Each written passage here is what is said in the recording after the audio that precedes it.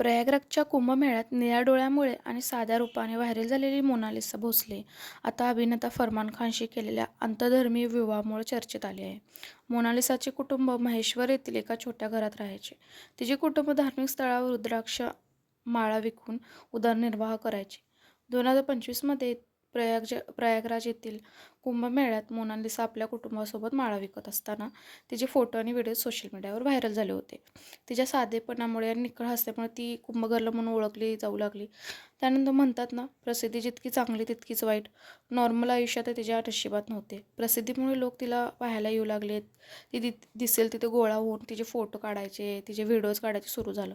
पहिल्या बरं वाटत होतं, पण नंतर तिच्या घरातून बाहेर पडणंही मुश्किल झालं होतं.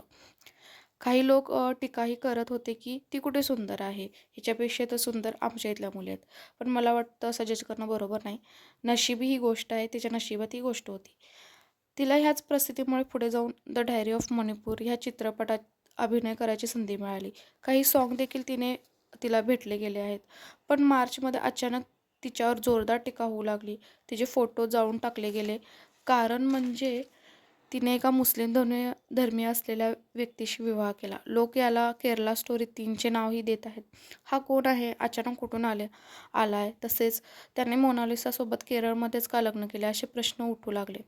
त्यात तिचा एक व्हिडिओ पुन्हा सर्क्युलेट होऊ लागला, ज्यामध्ये ना ती म्हणत आहे, माझ्या आईवडिलांच्या मी पसंतीने लग्न करणार आणि हिंदू धर्मातच लग्न करणार. भाई कौन सब है? मेरे सब भाई है? है। सब भाई है? हाँ। क्या विचार क्या है शादी का? माता पिता करेंगे या अपना आप माँ करोगे? बाप की पसंद, माँ बाप की पसंद। नहीं ये ऐसा ये तो बोल रही है नहीं, आपकी ऐसे क्या तो पसंद है? ऐसा तो है ना, हमारे में होता ही नहीं है। जहाँ मम्मी पापा हमारी कोई भी माला वाली मेरी बात नहीं है, जितनी भी माला वाली लड़की रहेगी ना, वो माँ बाप की पसंद की करेगी हमारी।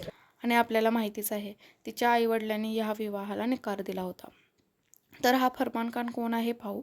तर असे म्हटले जाते, हा एक अभिनेता आणि मॉडेल आहे की त्याने आपल्या प्रादेशिक चित्रपटात मॉडेलिंगचे काम केले आहे.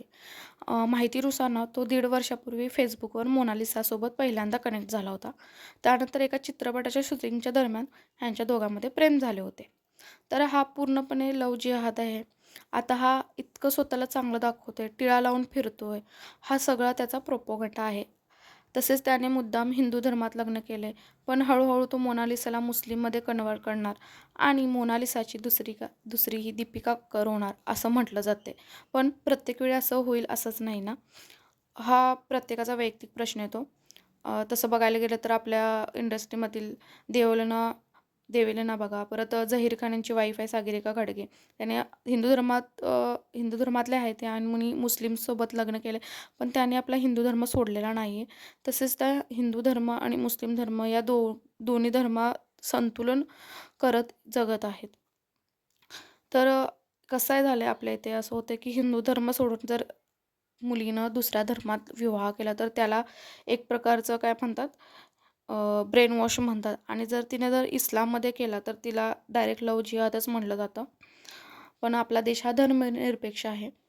बरं, आपण इथं मोनालिसाचं बघू. मोनालिसाचं असं झालं आहे की तिच्या आईवडिलांनी म्हटलं गेलं की ती शिक्षित नव्हती, एवढी शिकलेली नाही आहे. परत तसंच तिचं वयही कमी आहे, 17-18 वर्षाची आहे. आणि हा फरमान खान आहे, त्याने काय केलं की तिला ॲक्टिंग करायच्या चित्रपटामध्ये घेऊन गेला आणि काय प्रेम झालं वगैरे त्यांच्यात काय माहीत नाही, आम्हाला पण कळालं नाही.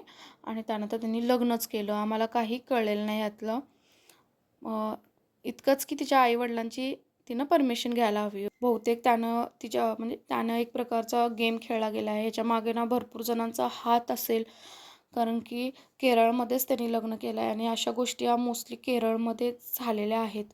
त्यामुळे ना यावर चौकशी व्हायला हवी असं म्हटलं जातं आहे. तर तुम्हाला ह्याबद्दल काय वाटतं ह्यावर नक्की कमेंट करा. तुम्हाला जर व्हिडिओ आवडला असेल तर नक्की लाईक करा, शेअर करा. थँक्यू.